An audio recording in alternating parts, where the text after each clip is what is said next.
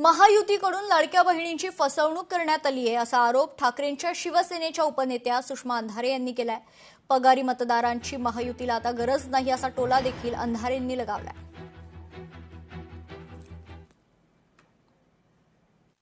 आता खूप मोठा भुर्दंड महाराष्ट्राच्या जनतेला भरावा लागत आहे आणि आता पगारी मतदारांची गरज तेवढी उरली नाही।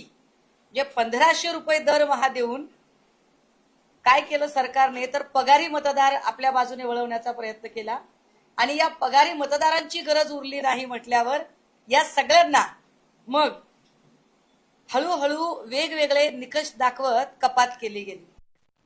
तर दुसरीकडे लाडकी बहीण योजनेची एसआयटी चौकशी व्हावी अशी मागणी खासदार सुप्रिया सुळेंनी केली। ते काय म्हणाल्यात ऐकूयात।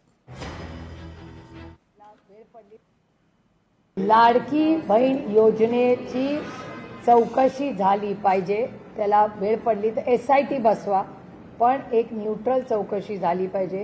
हे दुर्दैव आहे, बहीण भावाच्या नात्यापेक्षा कुठलंच नातं पवित्र नसतं। प्रभू श्रीरामांना फसवलं, त्यांचं नाव खराब केलं या लोकांनी, आता बहिणीच्या नात्यामध्ये पण आता हे सगळं दिसतंय। हे अतिशय वाईट आहे आणि महाराष्ट्र आणि प्रभू श्रीराम यांच्यामुळे म्हणजे बहीण आणि प्रभू श्रीराम या दोन्ही गोष्टी आस्थेच्या आणि प्रेमाच्या आहेत, त्यामुळे आम्हाला अंतःकरणातून दुःख आणि वेदना होत आहेत त्याच्यामध्ये।